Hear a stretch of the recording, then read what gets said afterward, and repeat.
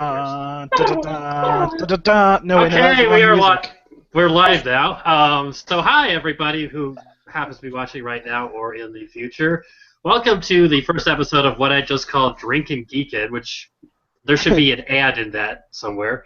Look, uh, this is like my third or fourth internet show. I don't know. Anyway, So so basically, the what you're saying is you don't have excuses anymore. You should know this by now. Right. well, I've never come up with the title of anything, so it is what it is. But so I'm joined by three people tonight. The purpose of this show is for me to swat at a fly that's in my room right now, but it's actually a purpose where we drink, then we talk about some sort of geeky/nerdy subject. It's pretty self-explanatory. So I'll go from right to left on the bottom of my screen here as to who's who. Joining us from somewhere in the vague East Bay, Northern California area. You moved, so I don't know which municipality you're in anymore. I moved like 3 blocks away from where I was, so. So joining us is Zara Benner. Say hi, Zara. Hello, hi, coming to you from the Bay. Uh, I don't know, Green Bay times happening. that is hella cool. But I've known Zara for about 9 years now or so. We went to college together. We were roommates on 2 separate occasions, and she's not scarred too much from that experience. And she is a Star Wars fan like myself.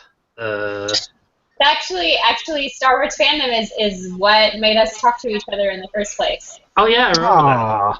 Yes. Aww. So, We could tell the story. bring people together. We could. Why don't you tell the story? So we took what it was screen acting. Screen acting. Yeah. At Pima Community College in the fall of 2006, and so I've taken the class. I think I was wearing like a Star Wars like wrist or armband or something. Yeah. Yeah. And I was like, hey. Hold on. Mhm. Why would anyone who's super into Star Wars ever want to take a class on screen acting? Oh my God. Boom! Because I wanted to film a Friday. Okay. Star Wars Valid. fans, man. I was in one. That's true. I mean, given the opportunity, I would be in one. Mhm. I was Yeah. in one. But yeah, I was wearing like a Star Wars wristband of some sort, and then like you noticed it, and then like after class one day before the weekly barbecue that they would have at Pima. Oh. Mm-hmm. Yeah, and then we just started talking from there, and then a bunch of things happened, and now we're here. Yes. Mhm. Yep. So yeah, All right. Who are the rest of your friends? Who are your friends? I'm taking Okay. too much time. Give us an accounting of all your friends. Tell us about all of your friends, Charlie. All the friends. Okay, I'll just How go. did you meet these other dudes? Okay, next to the left of you on my screen is Tim Jeffco. He's joining us. He normally lives in Scottsdale, but he's joining us from Yuma, Arizona right now because he's visiting family. Wow. I know Tim. I've known Tim like as an online person for like what 2009 or so. We are both writers for azstickpit.com. You could check out our writings. Tim has a weekly column on Tuesday. I have a weekly column on Friday. Neither of our columns are ever about anything relevant. No. It's pretty much just 100% troll job. and mine is usually oh shit, it's Thursday night. I need to write something. That's what mine are. Yeah. Tim and I are both writers on AZ Steak Pit. We do other stuff, but I'm going to get to the next person because this all fits together. Because I'm the important one. Let's be honest. Oh, okay. Joining us from Las Vegas, Nevada is Devin Jessup. I haven't even started drinking yet. Really? I thought we were supposed to show up here drunk. That was my plan. I started drinking specifically. Right. I was going to introduce everyone, then I'm going to. Then I'll take a shot. Then we'll get going. Okay. You should have done a shot after every introduction. I don't That's have. weird. Oh man, all the vomit at all the places. But like the Arby's meat tornado. Oh no. No, not the Anyway. Arby's Blizzard. Anyway, there's Devin Jessup. He's joining us from Las Vegas. He's also a writer for AZ Snake Pit. So that's yeah. well, he's still on the masthead. I should be writing more often for AZ Snake Pit, but you know. Should you? What's Jim gonna do? Fire us? Right. But me, Tim, and Devin are the usual hosts of Infield Chatter, which is an Tim, Arizona Devin, and I. Fuck you. Are the hosts of Infield Chatter, which is a baseball Diamondbacks podcast, which occasionally delves into that subject. But unlike on that, on this, I can swear and make obscene gestures. We could on that one. You can make obscene gestures as much as you want on the podcast. I do. I don't think anybody's going to stop you. And there's Liz! and behind Tim right there, we just have his wonderful wife Liz joining us. Right now. I'm actually watching you guys in the other room, but I just I wanted to come in and say that. You just want to be a part of this? I did. You have lots of Star Wars opinions. I do, which is I don't want to watch them, so I love you all. Bye! But you want to watch us talk about Star Wars. That works. The things we do for love. I also want to give a quick shout out to another person who couldn't make it today, but was sort of part of the planning process of this. Aaron Anderson, who's a co-worker of mine at the Great American Playhouse, who's a cool lady who likes cool stuff, but she's at a birthday party right now. But I kid. If you're watching this, Aaron, I joke. I love you. Please don't hurt me because you could. So anyway, like I said, the purpose of this is to drink. So down the hatch. Mazel. I've been drinking. Yeah, some of us planned ahead, Charlie. Right. Yeah, some of us are dedicated to Some of this. Drinking in Star Wars. Some of us just got home from work, okay?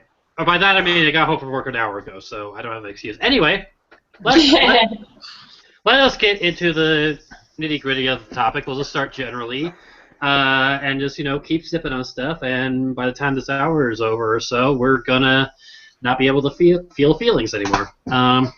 Perfect for watching Star Wars. Yes. So we'll start with, again, I'll just go the way it shows on my screen. I'll start with Zara. In the most general sense, what does Star Wars mean to you? Oh my goodness. I can't even answer that, Charlie. Why you put me on the spot? Gosh, you should have sent me these questions in an email beforehand so I could have talked about it. Yeah, I don't know. I feel like Star Wars was maybe like it's really hard when you're a geeky person to like trace the origin of your geekiness, but Star Wars was definitely like one of my earliest like super geek out things. Oddly enough, I did not see any of the Star Wars movies as a small child. I didn't see them until the special editions came out. So I was around like 12 years old at the time. It was 97. Yeah. So I didn't see them until then, and then I saw them, and it was like, explosion and feelings and all wonderful things.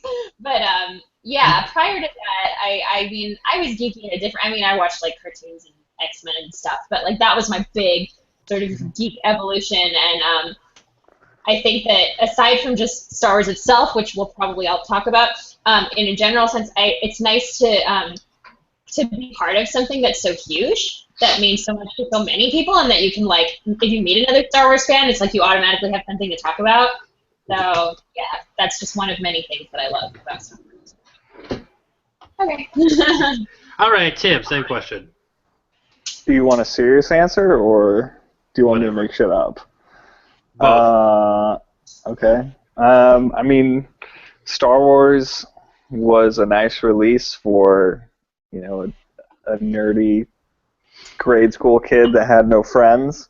Mhm. So it was nice being in a world that had lots of cool things and made me want to go out and, fly around the spaceship and stuff like that. But I like that it's, especially the first one, not episode 1, but the actual first one. It's, it's a very well-made film. So it's something that I just enjoy watching, even if I didn't really care about any of the nerd stuff. But it's also nice that it's something that perennially is coming out with something, so I always have somewhere to waste my money instead of, investing and being responsible. I was going to say, I mean, Tim, you said even if you don't care about a lot of the nerd stuff, but is it not true that you have at least some emotional investment into the Star Wars collectible card game? Oh, yes. Oh, yes. Oh. More than just emotional connection, and also probably hundreds, or if not thousands of dollars. I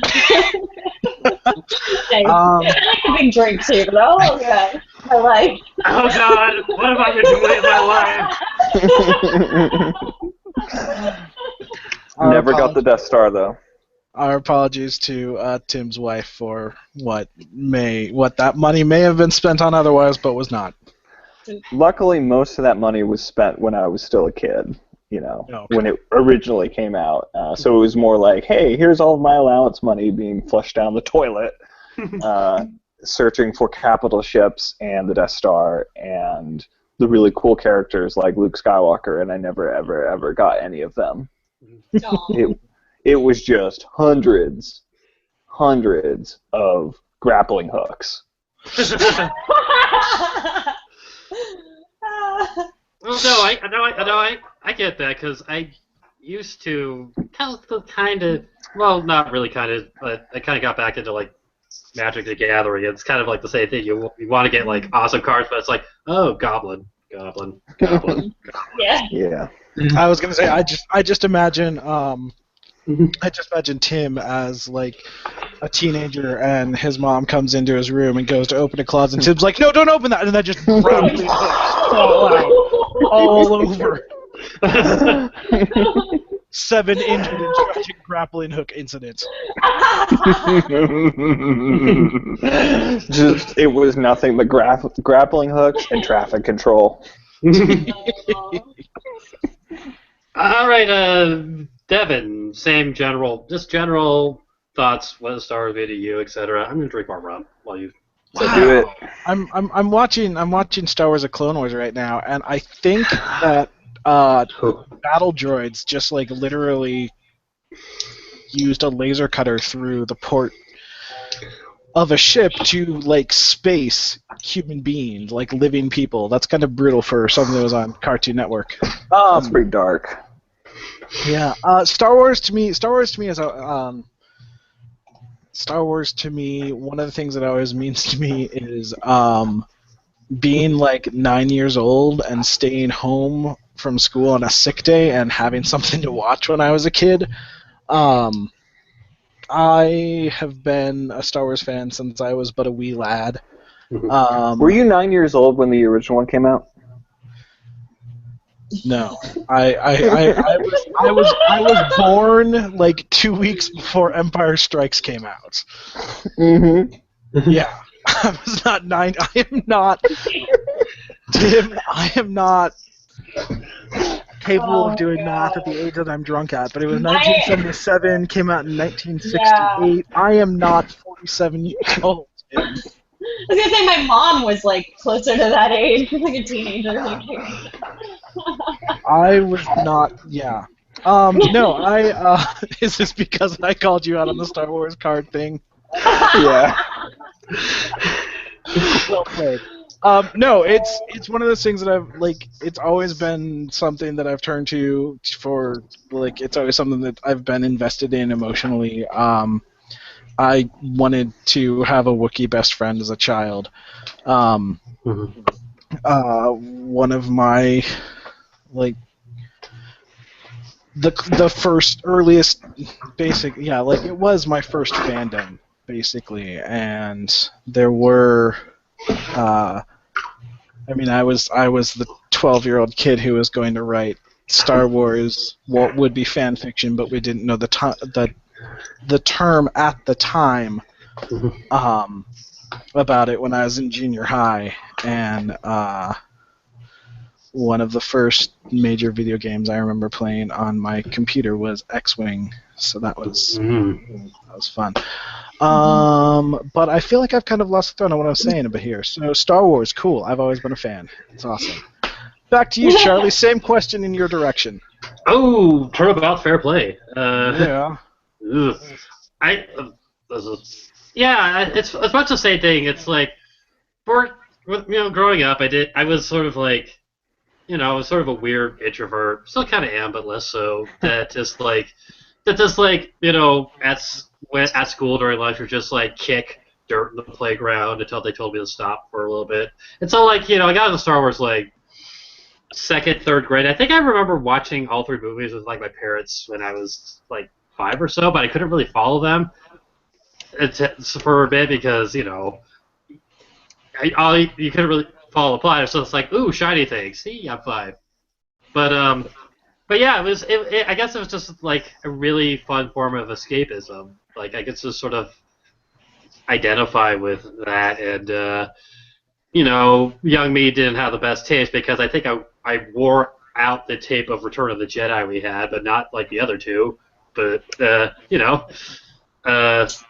yeah, so it's just like, I've always sort of been into spacey stuff, whether in the science fiction way or in the, hey, I'm going to take a bunch of astronomy classes to pass all my science classes in college.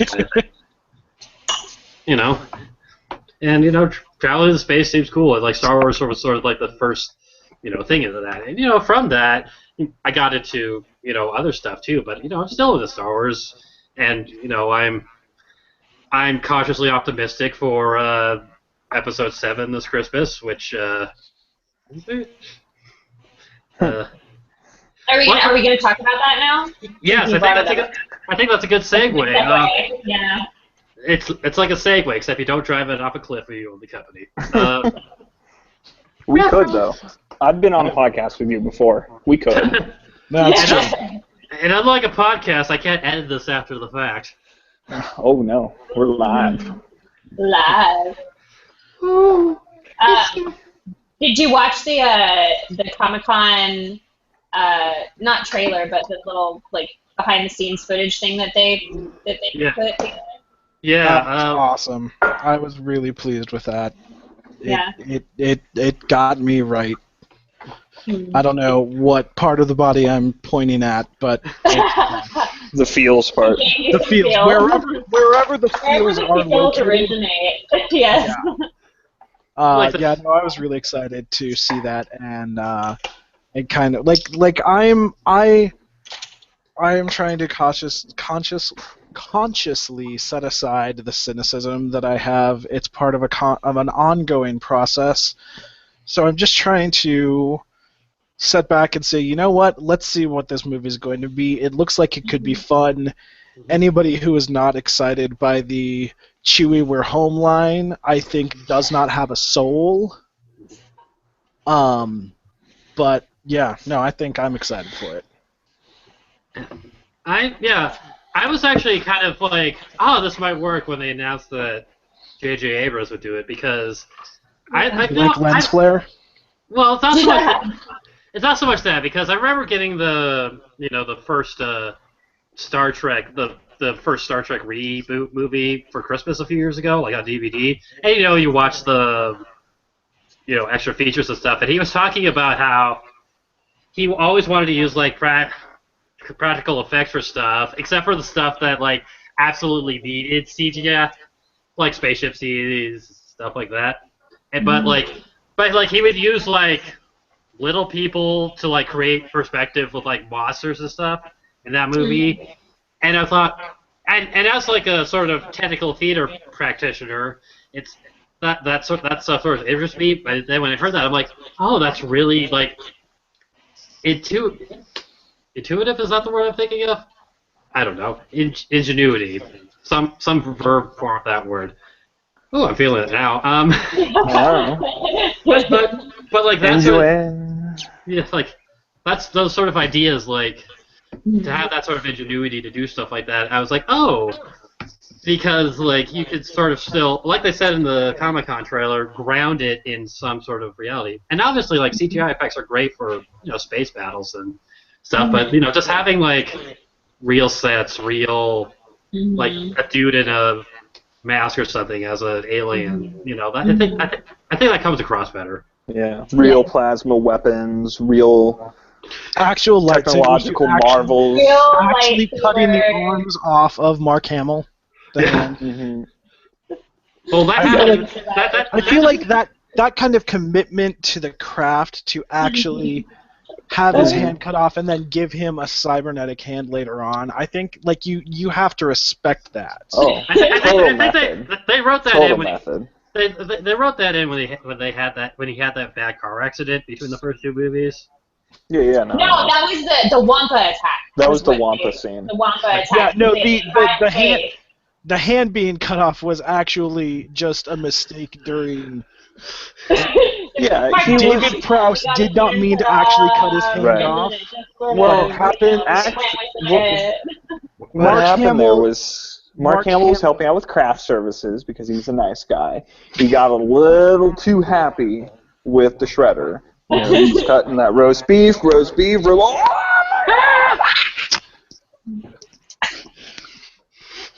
I was gonna say that it was an accident. David Prowse accidentally cut off his hand, and Mark Hamill, in the finest tradition of improv theater, decided to go with the yes and theory, or in this instance, no. Yes.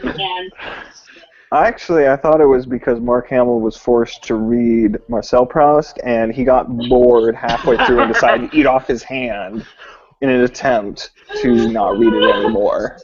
It's like, I don't care about the Madeline anymore. See, this is going to be a highbrow show, folks. What are we talking about again? Practical Effects, Episode 7, that kind of thing. Yes.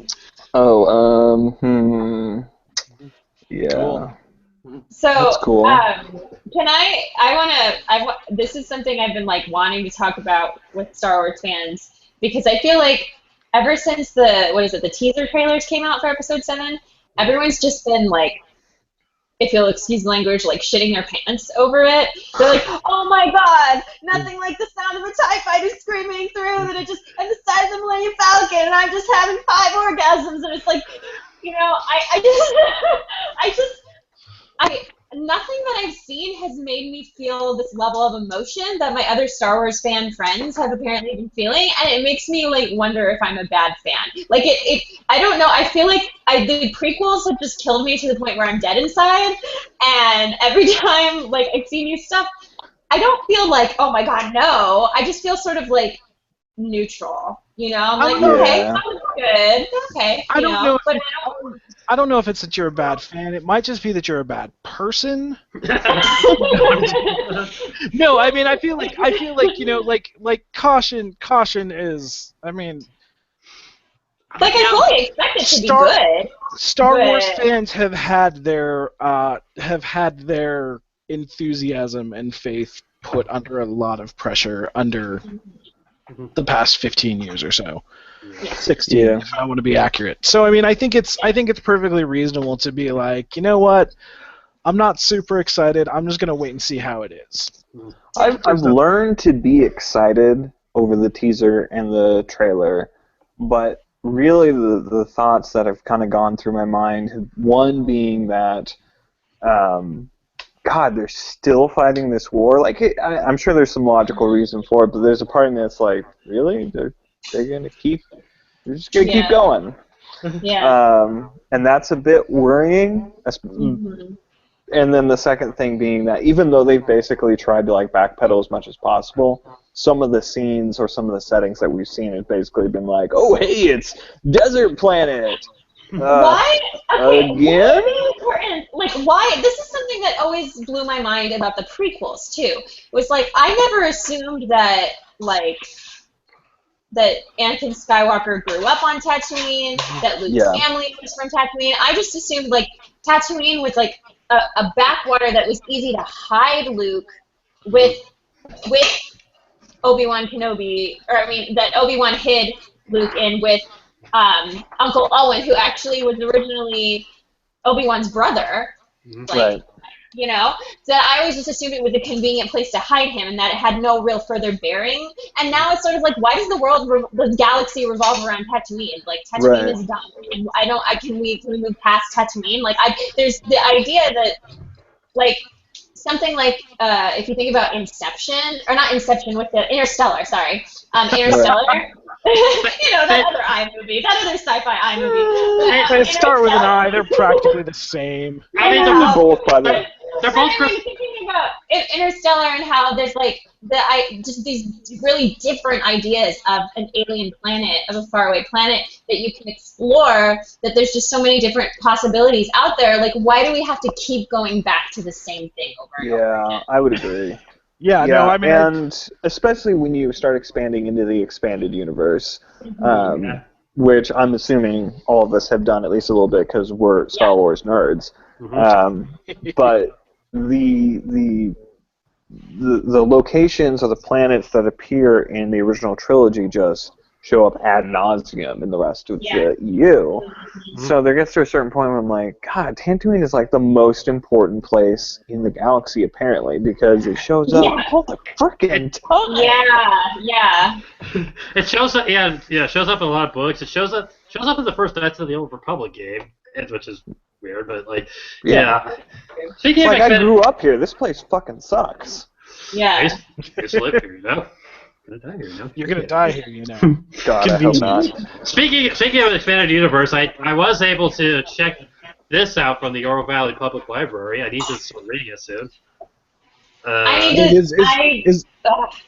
Is that a Timothy Zahn one? It's a Timothy Zahn one, so we're safe. Basically, if it's not Timothy Zahn or Michael Stackpole, I generally just kind of ignore it. Yeah. I feel like unless it's the original Thrawn trilogy, okay, maybe. But after that, Zahn is just like. Really? I don't know. He's a little too into Mara Jade. I would like Mara Jade if maybe someone else would write her not as like a creepy sort of Mary Sue. But oh my God! No, you just ruined Mara Jade forever because now I'm going to see her as Timothy Zahn in a red wig. She might be. Yeah. Damn just like self-insert fanfic. Just like I'm pretty sure Corran Horn is actually Mara Jade with a goatee. Though actually, if I remember right, Michael Stackpole did actually pose for the Corran Horn. Yes. Star Wars card. The trading card? Yes. Mm-hmm. Yeah. He did. So, you're right. This just supports your theory, Tim.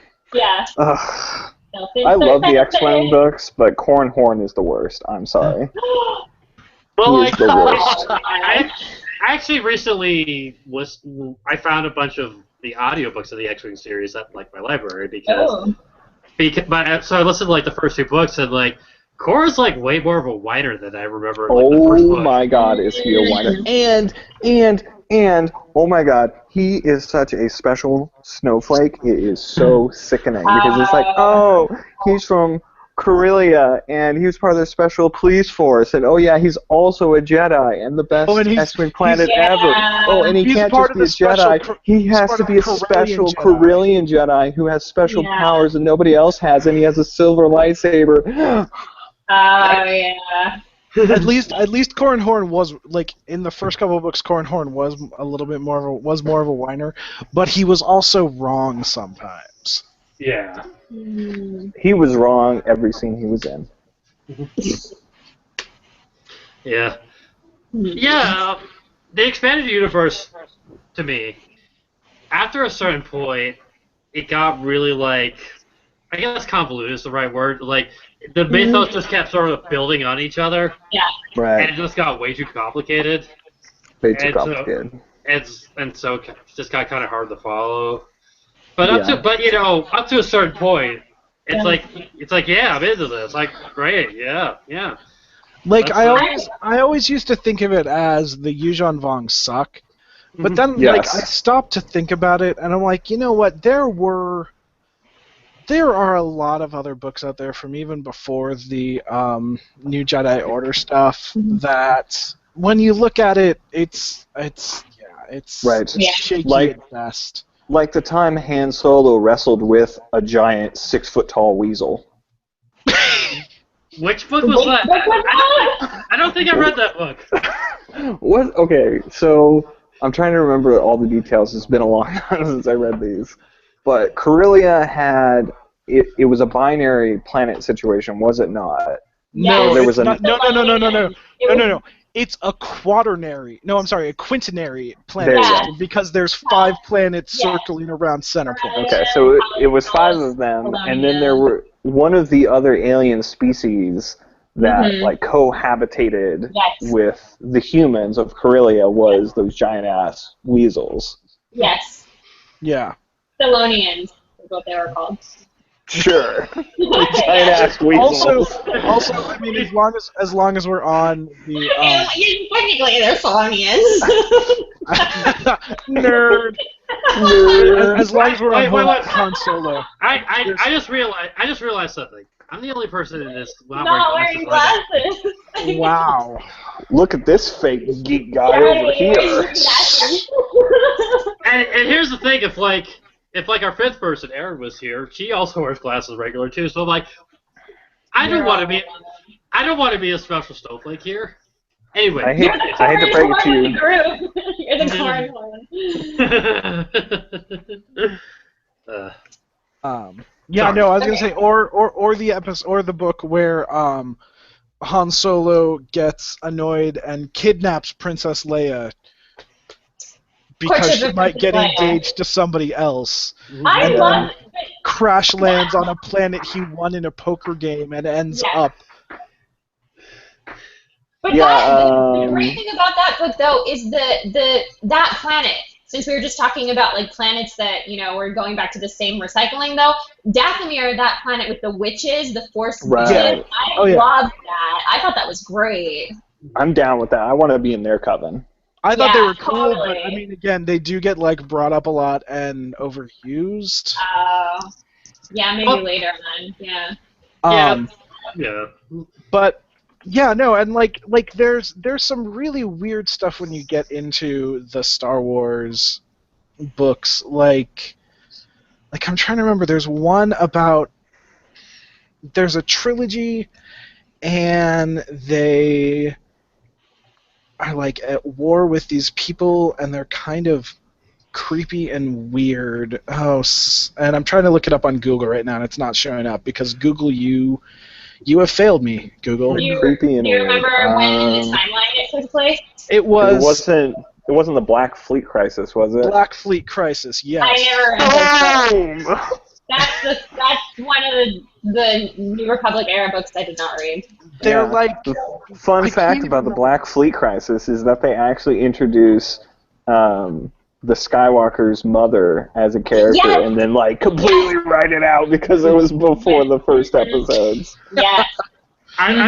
You say that just reminded me of a different book trilogy, which was the Jedi Academy trilogy, which reminded me of a really funny article that I'm Googling right now, but my internet's being slow because I'm here, and this takes a lot of bandwidth.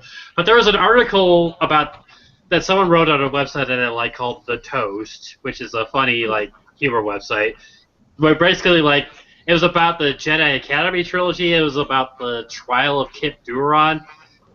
Where, if you remember those books, spoiler alert, there's oh yeah, sure, he blew up a solar system, but he was under the influence of this guy.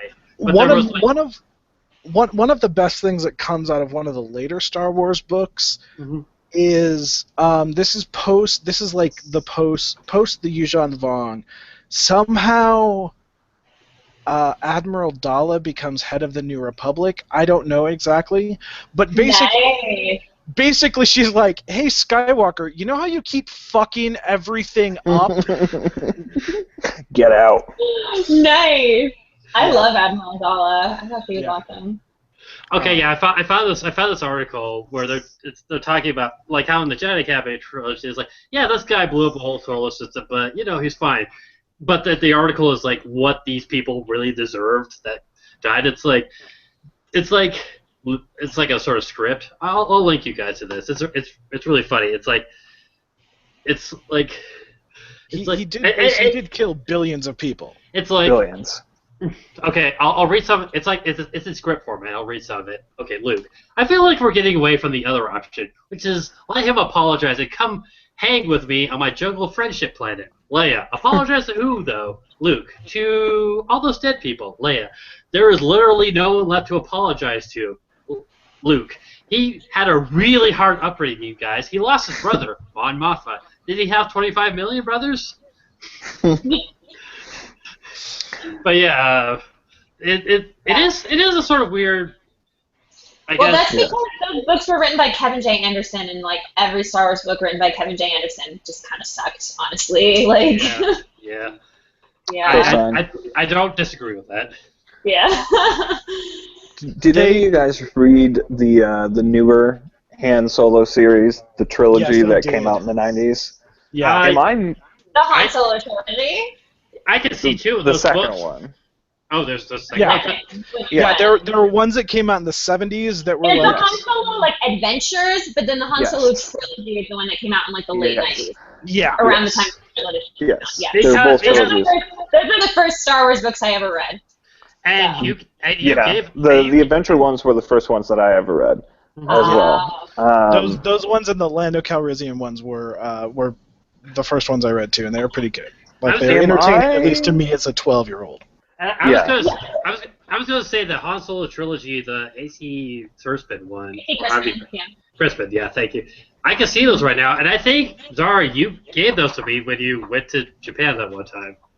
Yes, I probably did bequeath you my Star Wars book collection after Yes.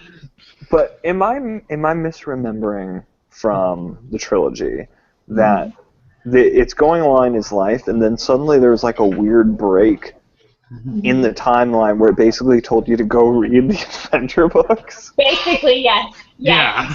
Did that happen? Yeah, that happened. You're totally right. For more on this, go read, Yeah. Jump cut. Yes. Wow. The literary equivalent of a jump cut. Yeah. You know what? Star Wars. You know what I should do? Sorry, go ahead. Okay. I was gonna say, speaking of Mary Sue's, I actually I love that series, and I recommended it to another Star Wars fan friend of mine, and he liked it, but he said by the end of it, he was like, I thought Bria Theron was the biggest Mary Sue, because it's like at the end, she's like Han Solo's dream girl, or his one true love, or his first love, and she appears over and over again, and then at the end she kills herself to get the Death Star plans. It's like all of a sudden it was her that saved everyone all along, and it was like. Right. Well, I mean that's kind of a problem just inherent in writing a prequel like that, because you can't do anything that's going to change the status quo. You basically you have to just whatever you're doing, like you're not allowed to nudge anything that's going on, especially with those ones that try to come to an end basically as close to the start of. Literally, the end of that series is like he's in the cantina at Mos Eisley, and he's like he goes Chewbacca where comes the up to him old and is man like, and "Hey, the boy this guy are wants to waiting." buy. Yeah, totally. I think you made that point. That was like a sort of big problem I had with the prequel movies. Was that you saw episodes 1 and 2, and you saw like, oh, maybe there's an interesting new character or something, and it's like, oh wait, I know how this is going to end, because you got to sort of reset back to 0. Yeah. Oh no, I had a point I was going to bring up, but I can't remember now, so it's not important. Obviously, go on. Well, I'm drunk right now because oh boy. Well, that was quick. Welcome You to are the party, cheap Charlie. date. Wow, dude. I need Charlie. a wine refill. Charlie is a cheap date. I'm I'll taking be- him out. To be fair, You're drinking hard liquor though. I am drinking hard liquor. I haven't really eaten much because I went to work at 3 today and then got off and came like right to here, and all I had Right. to eat was like a Rice Krispie treat. Yeah, you got a petite frame. It's okay. I'm a pretty princess. Nobody's gonna judge you, Charlie. Not that loud. No judgment. But I was thinking, let's have a little tequila left. Should I take another shot? Maybe? Yes, maybe? I'm pouring another wine glass. Mm-hmm. There we go. Yeah, Zara's been around me when I've been really drunk, either through the phone or in person. So I mean, she can handle it. Yes. Charlie's been in a video chat with me before when I'm drunk, so he can Yeah, handle we it. never did. This is sort of the vague continuation of that because we never really did more than that one thing. But I hope, No. again, I hope this is. I want to do more of these because this seems fun. And like I said, this is a lot of fucking rum right here. Like I tried to see if people wanted to do more of that, but I felt like there was a point where if I continued asking, I just sounded like a drunk. Hey, come on, Like you were guys. looking for a reason. Oh, you guys. hey, Look, guys, I'm hey, going to guys. be drinking them myself regardless, so anyone want to jump on? Yeah. So while we're on a subject change, and I don't know how long we'll go. We'll go as long as we want, because this is America. Yeah, we have no restrictions. Yeah. Yeah. This is kind of liberating, Like I said, I don't have to edit this later, and oh shit, I have to edit. Oh, nope. Did we lose Charlie for a minute? Oh no. Charlie podcast. Anyway, Charlie was overwhelmed by the thoughts of his responsibilities and froze. He's like, oh crap. am I live Did I now? do my taxes? Am I good now? We can see Charlie. Charlie. Charlie. Anyway, Go to the hey. mountain, Charlie. Anyway, this is a question I had actually thought of, but I wrote down. Would be good after everyone had a few drinks in them, because it's dumb and silly, and I don't care, and kind of inappropriate. But then again, this is an R-rated video chat, so who fucking cares? I Okay. hope nobody invited their kids to watch this video chat. They're like, it's Star Wars. It'll be fun. I'm hoping you didn't share this link with your mom. I put it on Facebook. Uh-oh. Sorry, Mom. Sorry, Devin's mom. Hi, Deva's mom. I'm not sorry. I am who I am. But no, the question I'm going to ask is, what John Williams Star Wars theme would be the best to have sex to? Theme or motif? Either. Duel of the Fates.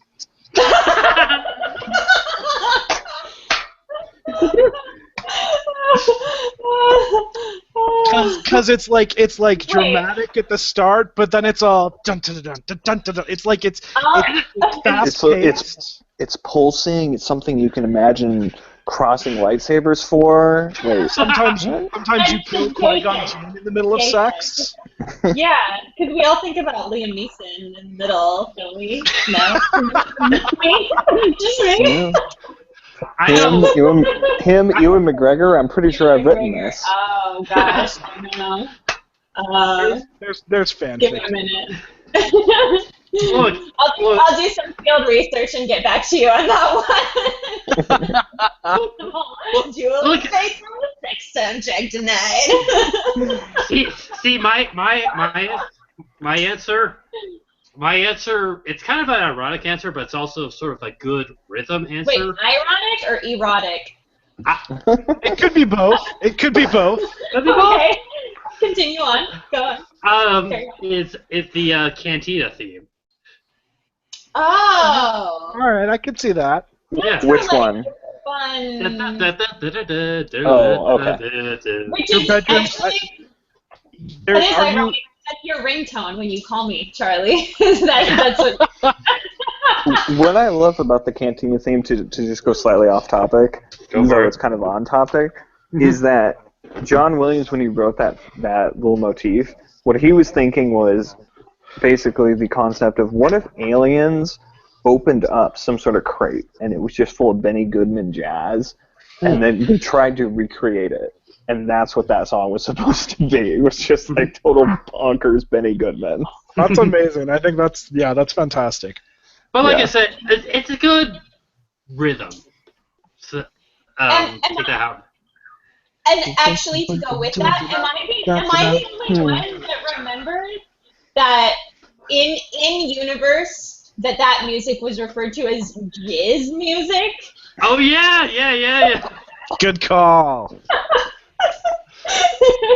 Wow. So it's, I'm about to do a Google search for Star Wars jizz, and I'm really going to regret it. Make sure you hit I'm feeling lucky. Like there needs to be, like there's safe search, and there needs to be drunk filter on your search. right. Thankfully, the whole first page of Google results is Star Wars related, not weird porn related. But the second page is just all Wookiee semen.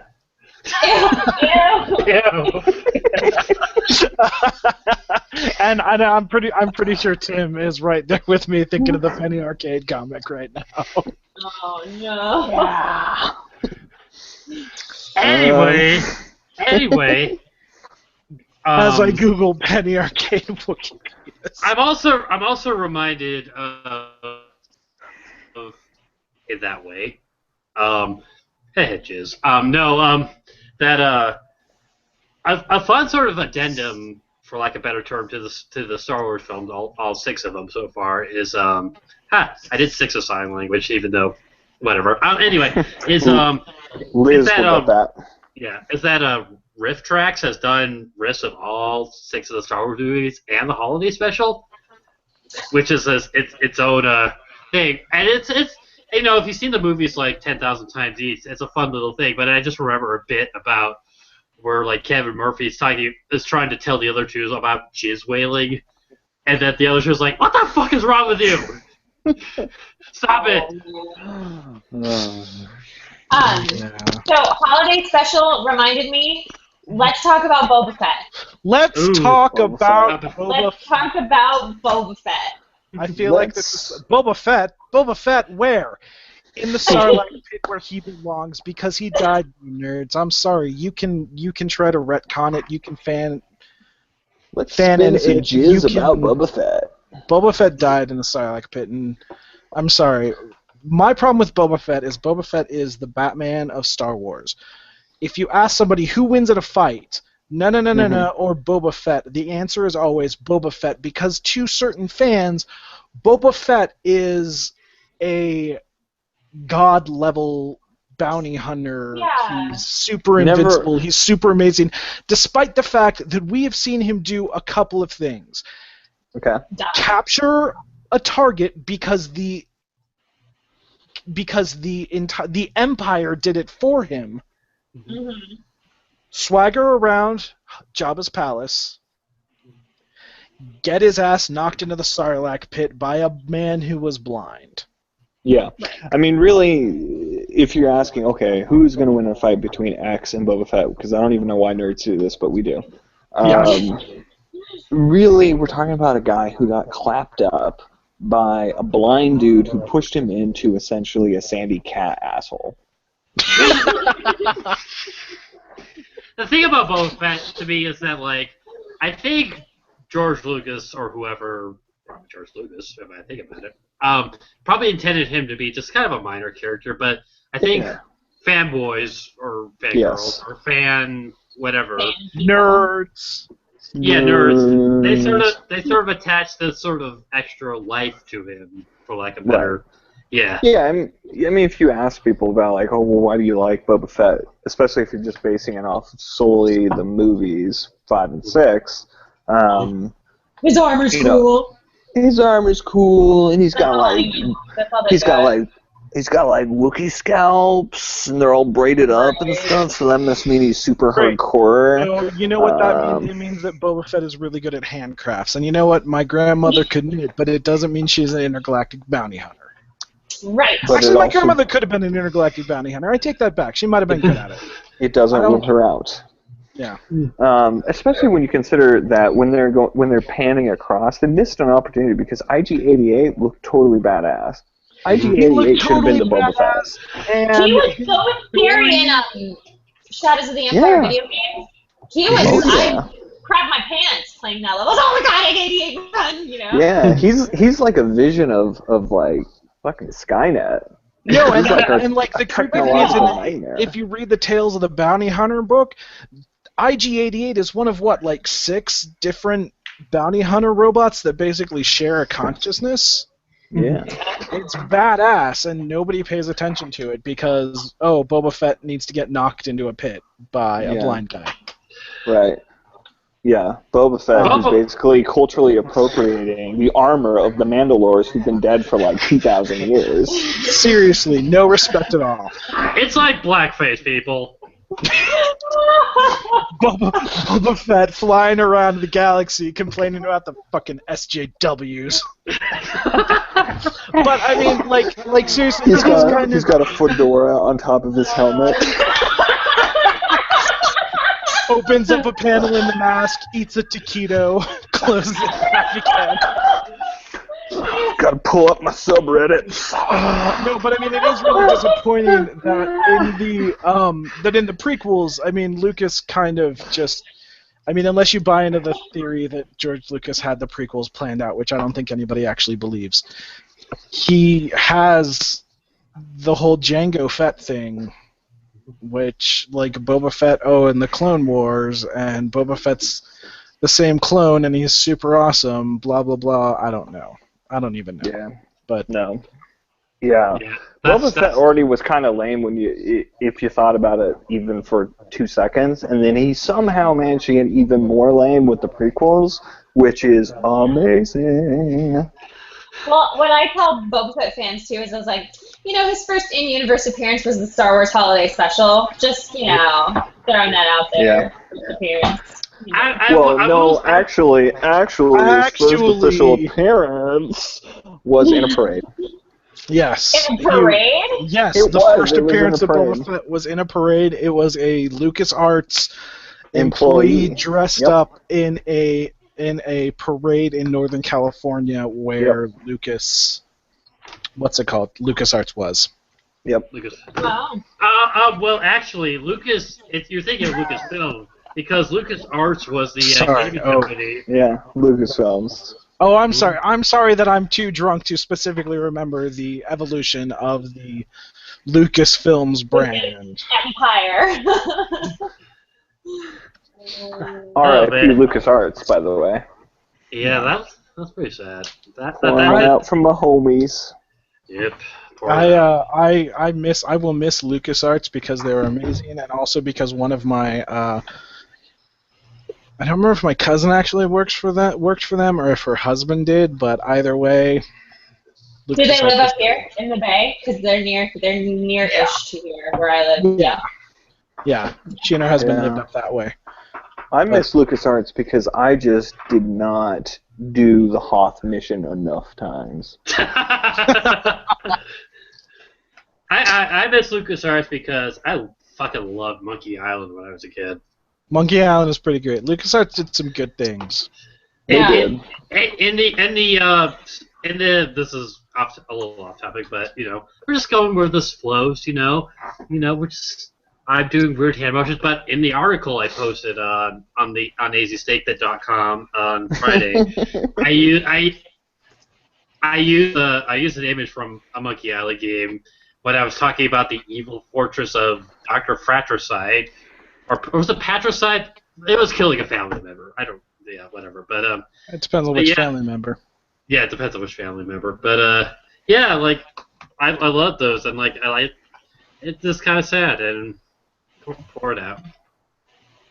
I Yeah. also going even further off topic because who cares? That's what I'm doing.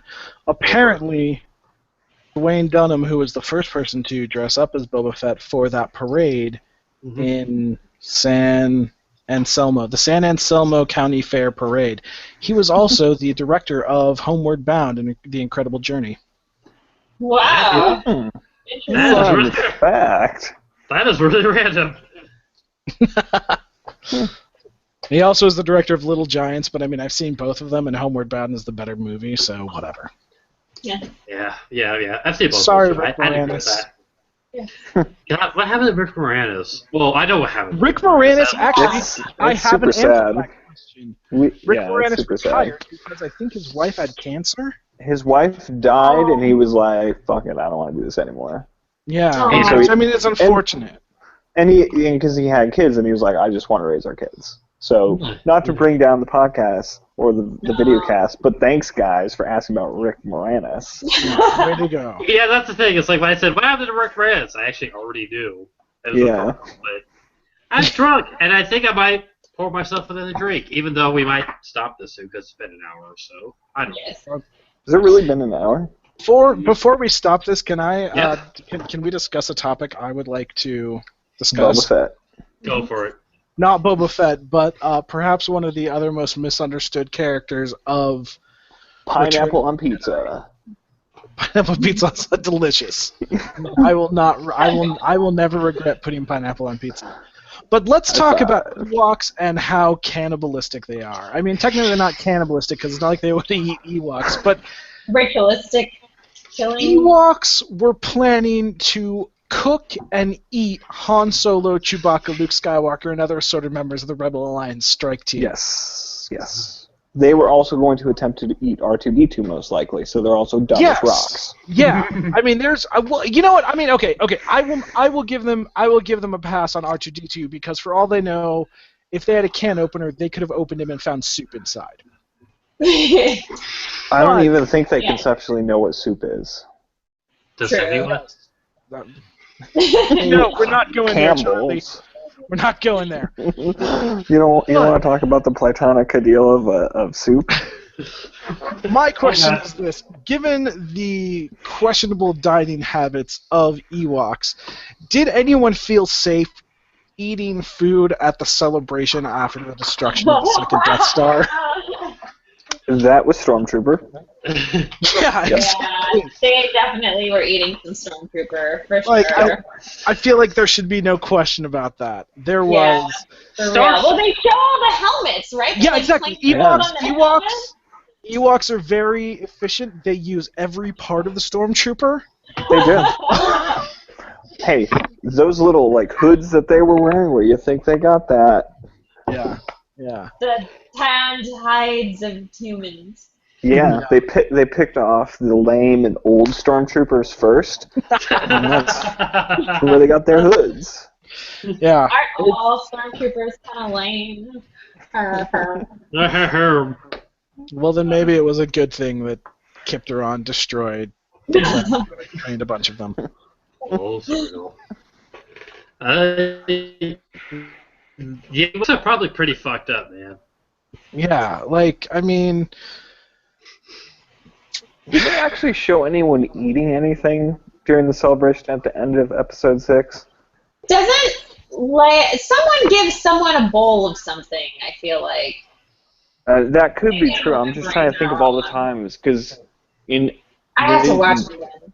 there's just not a lot of instances of people eating in the Star Wars. after And every time after they A New do, Hope.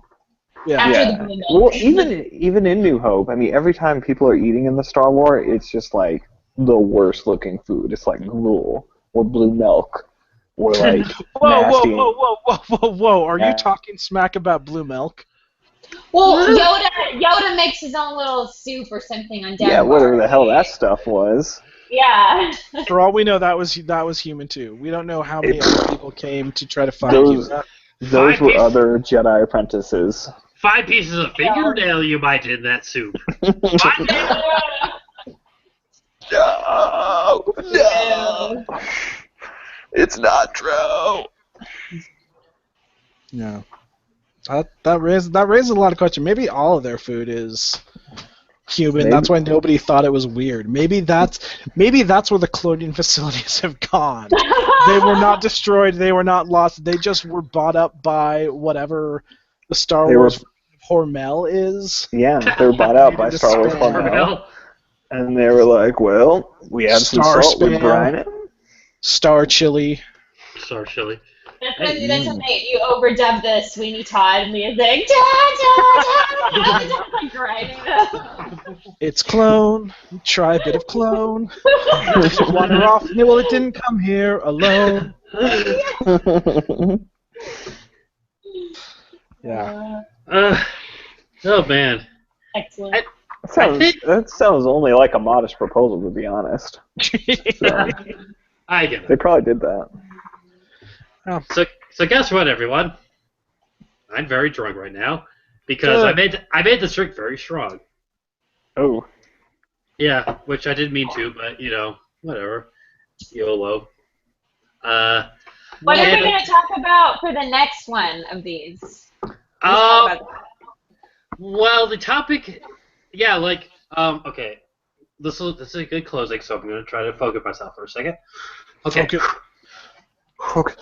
Let the force flow through you, Charlie. So Lemon face, tiger face.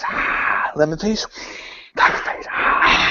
So I think I'll call this Drinkin and Geekin because having the and there makes it less tongue twistery. But I think next time there's a variety of topics I think we can talk about because we could talk about like RPG video game. We could talk about like musical theater as we just heard. We could talk about Lizard truth. Lizard people conspiracies. That's bit. There you go. Hashtag lizard truth. But, Hashtag lizard truth. Hashtag lizard truth. Yeah, this is a good place to close on. This. Hopefully you enjoyed this. If you watched this at all at any point, let me or anyone else know. This is on YouTube forever, so on my channel. And I hope to do this. So, future employers. Technically, no. It's on Charlie's channel, so he's the only one who will be found when it's Googled. When it's gooped, it's going to show up on Gwyneth Paltrow's newsletter? Yes. Gwyneth Paltrow is doing a report on this. I'm sorry, drunk geeks. Yes.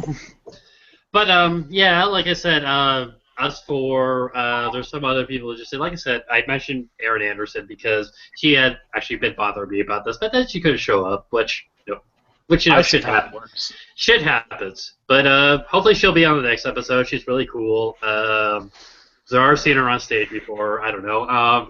Anyway, the next topic, whatever it may be, I'll probably announce it ahead of time. I have many fandoms and many feelings about them, so it's just finding one that we can all discuss. I am willing to ramble about a lot of things. Also, can I just say that we've talked about this entire thing? I don't think we've mentioned C-3PO once. Thank God. No, because he's not worth mentioning. Thank God. Wow, no love 3PO. No. I love Anthony Daniels, but I don't. Yeah, no, his performance is great. I think the only thing that I really love about C-3PO beyond some of Han's banter with him is that in episode 4 when all the pilots come back and like Luke's like Leia, or he doesn't say Leia, he actually says Carrie because he's screwed up. Yeah, way to go, Mark Hamill. Yeah, way to go, Mark Hamill, professional actor. More like Mark. But when R2-D2 comes home, his wife that's waiting for him is C-3PO. And C-3PO's all like, if any of my parts or circuits can help. It's a sweet moment between the two of them. Yeah, I know. I ship it. Yeah. I'm glad we didn't make them. They've got the ports that interface. You know it. Well, and they're legally allowed to get married now. Yeah, he speaks binary, also much, and the language of love. Yes. If actually any of you watching this right now have some suggestions, oh dear God. I have drunk hair right now. Let me fix that for a second. Okay. If any of you have any suggestions of things we could talk about in the future, I'd love to hear them. And like I said, this seems like a worthwhile enterprise. And so long as I find a day where I don't have to do anything the next day, I'm free to do whatever. But so for myself, for Zara, for Tim, for Devin, y'all have a good night, morning, afternoon, whatever the fuck time it is, because I don't know. Bye. I'm gonna stop the broadcast now.